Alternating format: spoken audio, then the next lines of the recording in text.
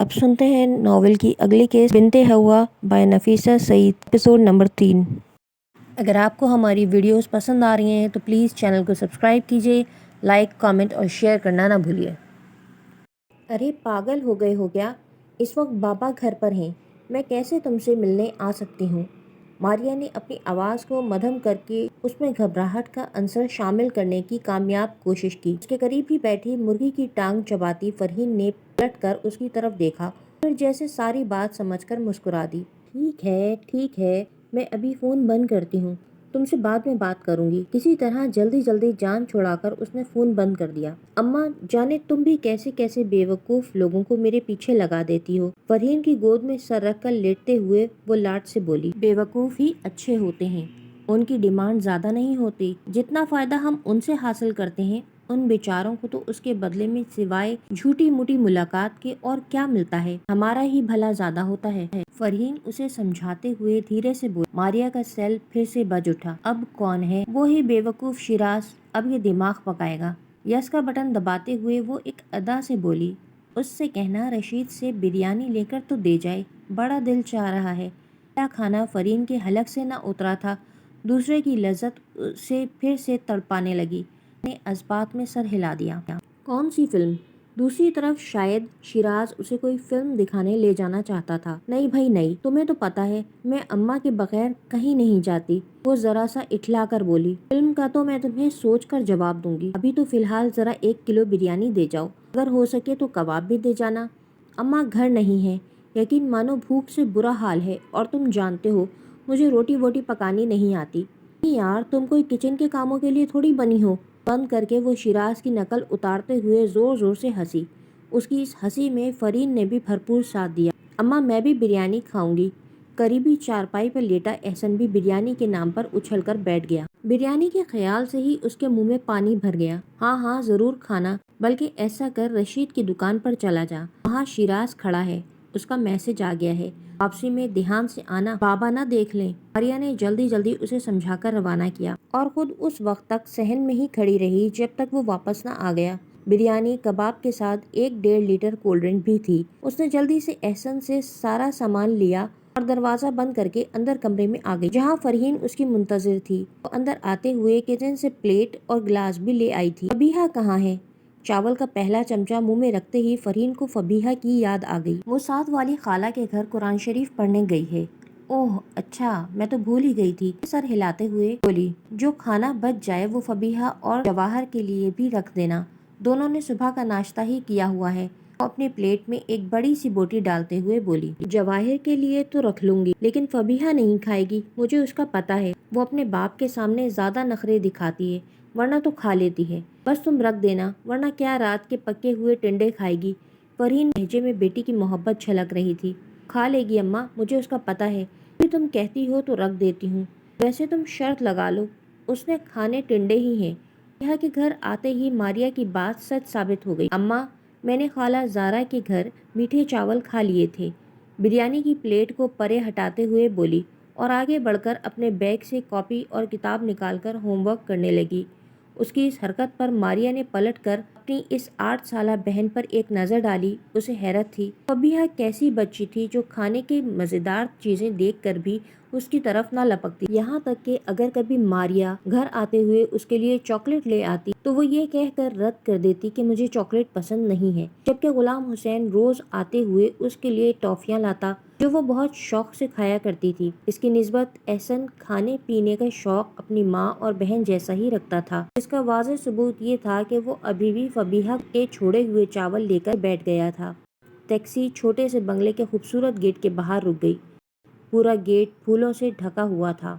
Horn की आवाज़ सुनते ही खान बाबा ने गेट खोल दिया और आगे बढ़कर उसका सामान थाम लिया। अस्सलामुअलैकुम बीबी जी। वालेकुम अस्सलाम खान बाबा, कैसे हो आप? खुश दिली से बोली, अल्लाह का शुक्र है, हम बिल्कुल ठीक ठाक है बेटा जी। वो उसका सामान लिए साथ साथ अंदर आ गया और लाउंज में रखे सोफे पर रखकर बाहर वापस चला गया। मम्मी शायद घर न थी। वो खामोशी से सीढ़ियाँ चढ़कर ऊपर अपने कमरे में आ गई। घर के हल्के फुल्के कपड़े निकाले और फ्रेश होने वॉशरूम में घुस गई। तकरीबन 15 मिनट बाद जब वो निकली तो नाहिद जूस का गिलास लिए खड़ी थी। मम्मी कहाँ है? नाहिद के हाथ से गिलास لیتے ہوئے اس نے سوال کیا۔ پتہ نہیں جی، وہ شاید کھوکر صاحب آئے تھے، انہی کے ساتھ گئی ہیں۔ اس کا گھونٹ حلق سے نیچے اترتے ہی اس کا حلق ایک دم ہی کڑوا ہو گیا۔ آدھا بچا ہوا گلاس اس نے واپس ٹرے میں رکھ دیا۔ اس کی ماں کی سرگرمیاں اس عمر میں بھی ختم نہ ہوئیں، یہ سوچتے ہی وہ شرمندہ سی ہو گئی۔ اچھا تم اب جاؤ، میں ڈنر باہر کروں گی، میرے لیے کچھ اسپیشل مت بنانا۔ وہ جانتی تھی ناہید کیوں کھڑی ہے، اس لیے اسے ہدایت دے کر بیڈ پر اوندھے منہ گر گئی۔ ناہید خاموشی سے باہر نکل گئی، لیکن جاتے جاتے وہ کمرے کا دروازہ بند کرنا نہ بھولی۔ دیکھو شرجیل، میری امی اس رشتے پر بالکل بھی تیار نہیں ہے۔ اب تم بتاؤ کیا چاہتے ہو؟ وہ آج دو ٹوک بات کرنے کی نیت سے ہی اس کے ساتھ آئی تھی۔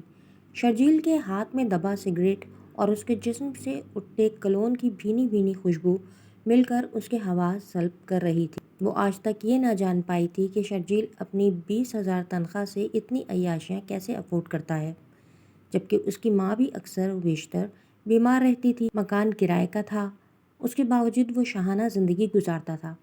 شرجیل کو قیمتی پرفیوم کا بے حد شوق تھا، جس کا ذکر وہ اکثر ہی اس سے کرتا رہتا، لہٰذا جب بھی اسے موقع ملتا وہ شرجیل کو پرفیوم ہی گفٹ کرتی۔ آج بھی اس کے لیے نہایت قیمتی پرفیوم لے کر آئی تھی، جو اس نے لندن سے خاص اسی کے لیے منگوایا تھا۔ دیکھو جوہی، شادی تو مجھے صرف اور صرف تم سے ہی کرنی ہے۔ اگر تمہاری امی مانتی ہیں تو ٹھیک ہے، ورنہ جیسے تم کہو میں بتا دیتا ہوں۔ پرفیوم کو پیکٹ سے نکال کر اچھی طرح دیکھ لینے کے بعد وہ اسے واپس رکھ چکا تھا اور اب مکمل طور پر اسی کی جانب متوجہ تھا۔ شرجیل کے آخری جملے نے جوہی کے جسم میں ایک نئی روح پھونک دی تھی۔ یہی تو وہ لفظ تھے جو شرجیل کے منہ سے سننا چاہتی تھی۔ سوچ لو اچھی طرح، اگر میں تم سے کچھ ایسا کہہ دوں جو تم نہ مانے تو؟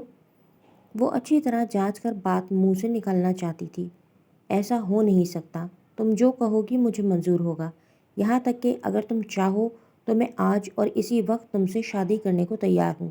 جہاں تم بولو، مسجد یا کورٹ، میں تمہارے ساتھ چلنے کے لیے تیار ہوں۔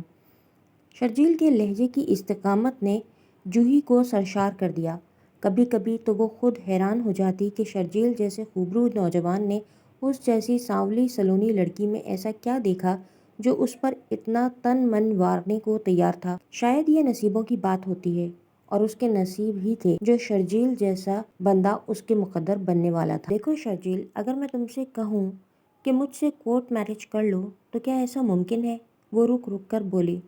ناممکن تو کچھ بھی نہیں ہے، پھر بھی ایک دفعہ تم اچھی طرح سوچ لو، ایسا نہ ہو کل کو تمہیں اپنے اس فیصلے پر پچھتانا پڑے۔ شرجیل پرسوچ نگاہوں سے اس کی جانب دیکھتا ہوا بولا، نہیں، ایسا کبھی بھی نہ ہوگا۔ میں ہر قیمت پر تمہارے ساتھ ہوں۔ اپنے گھر کے ماحول سے فرار کا اتنا خوبصورت راستہ اسے دوبارہ نہ مل سکتا تھا، اسی لیے وہ آج ہی فیصلہ چاہتی تھی۔ تو ٹھیک ہے، میں اس جمعے کو تمہارے ساتھ باقاعدہ نکاح کروں گا، اپنے گھر والوں کی موجودگی میں۔ تم چاہو تو اپنی کسی دوست کو انوائٹ کر سکتی ہو، مجھے کوئی اعتراض نہیں۔ اس نے ایک سیکنڈ میں ہی اپنا فیصلہ سنا دیا تھا۔ نہیں، میرا کوئی دوست نہیں ہے سوائے تمہارے، اور میں امید کرتی ہوں تم مجھے کبھی دھوکہ نہ دو گے۔ جوہی نے اپنا ہاتھ ٹیبل پر دھرے شرجیل کے ہاتھ پر رکھ دیا، جانے کیا سوچ کر اس کی آنکھیں پانی سے بھر گئیں۔ چلو میں تمہیں پارلر چھوڑ دوں، آج سیٹرڈے ہے، اب میں تم سے ملنے جمعرات کو ہی آؤں گا، اس سے قبل اپنی تیاری مکمل کر لوں گا، تمہیں بھی اس سلسلے میں جو تیاری کرنی ہے کر لو۔ وہ یکدم اٹھ کھڑا ہوا اور ٹیبل سے چابی اٹھا کر باہر نکل گیا۔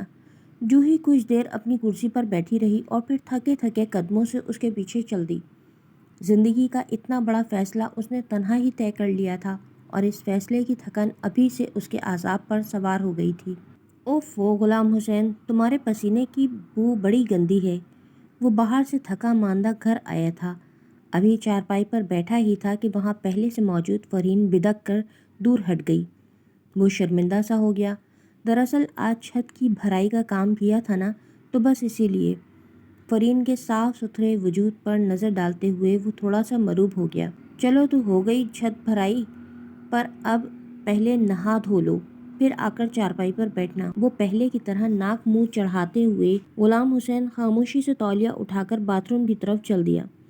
کہاں یہ اور کہاں ملک صاحب؟ اسے پیچھے سے دیکھتے ہوئے وہ فوراً اس کا موازنہ ملک صاحب سے کر بیٹھی۔ پچھلے 2 ماہ سے اس کی ملاقات ملک وقار صاحب سے ہو رہی تھی۔ وہ جب بھی اس سے ملتی ان کی شخصیت کے سحر میں کئی دن گرفتار رہتی۔ ان دونوں کی پہلی ملاقات نشا نے ہی کروائی تھی۔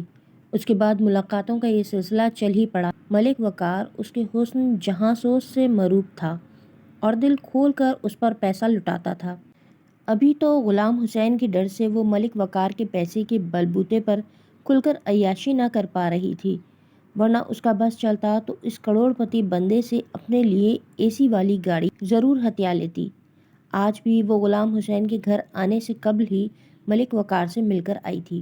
یہی سبب تھا جو اسے غلام حسین کے پسینے کی بو نے بدحال کر دیا تھا۔ اس کے حواسوں پر تو ابھی تک ملک کے مہنگے سگار اور کولون ہی کی خوشبو سوار تھی۔ شروع میں تو وہ اس طرح کے کاموں سے کافی گھبراتی تھی، کہیں غلام حسین کو پتہ نہ چل جائے، لیکن نشا کی مکمل حوصلہ افزائی نے اس کے اندر موجود شیطان کو مزید ہوا دے دی تھی۔ اسے نشا کی پہلی آفر آج بھی اچھی طرح یاد تھی کہ اس دن وہ نشا کی سالگرہ کی دعوت کھانے سی ویو کے ایک مہنگے ریسٹورینٹ گئی تھی۔ ماریا کو وہ نشا کے پارلر میں چھوڑ گئی تھی، جہاں وہ شیراز کے ساتھ ٹیلی فون پر بزی تھی۔ وہ نشا کا ریڈ قیمتی سوٹ پہنے کہیں سے بھی ایک مزدور کی غریب بیوی دکھائی نہ دے رہی تھی۔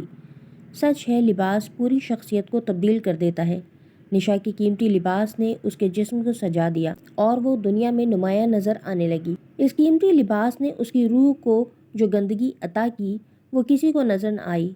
وہ دونوں کھانے کا آرڈر دے کر قریبی ٹیبل پر آ کر بیٹھ گئیں۔ جب کچھ دیر بعد نشا نے اس کی توجہ 2 ٹیبل چھوڑ کر بیٹھے ہوئے ایک ادھیڑ عمر شخص کی جانب مبذول کروائی۔ عجیب بے وقوف آدمی ہے، جب سے یہاں آئے ہیں گھورے ہی جا رہا ہے۔ نشا کی نشاندہی پر اس نے پلٹ کر دیکھا۔ وہ شخص یقینی طور پر ان دونوں ہی کی جانب متوجہ تھا۔ دیکھتے ہی مسکرا دیا۔ دفع کرو، ہمیں کیا؟ فرحین نے نشا کی توجہ اس سے ہٹانا چاہی۔ ایسے لوگ دفع کرنے کے لیے نہیں ہوتے، بلکہ ذبح کرنے کے لیے ہوتے ہیں۔ نشا ہلکا سا قہقہا مار کر ہنسی۔ کیا مطلب؟ فرحین اس کا مطلب بالکل بھی سمجھ نہ پائی۔ ابھی سمجھاتی ہوں، یہ کہہ کر وہ اپنی کرسی سے اٹھ کھڑی ہوئی۔ تم کہاں جا رہی ہو؟ فرحین نے گھبرا کر پوچھا۔ وہ کبھی کسی ریسٹورینٹ نہ گئی تھی، ایسے میں اگر نشا کہیں چلی جاتی تو وہ اکیلی کیا کرتی؟ جسٹ اے منٹ، ابھی آئی۔ ایک ادا سے اپنے بالوں کو جھٹکا دیتے ہوئے وہ کاؤنٹر کی جانب بڑھی۔ اگلے ہی پل فرحین نے ایک حیرت انگیز منظر دیکھا۔ سامنے بیٹھا شخص بھی اٹھ کر اس کے پیچھے چل دیا۔ دونوں نے ایک سیکنڈ کاؤنٹر کے قریب کھڑے ہو کر بات کی اور دوسرے ہی پل نشا اس اجنبی کو لے کر ٹیبل کی طرف آتی نظر آئی۔ بیٹھیں خان صاحب، آپ یقیناً ہمارے پاس بور نہ ہوں گے۔ اس ناول کی اگلی قسط آپ اگلے ویڈیو میں سن سکیں گے۔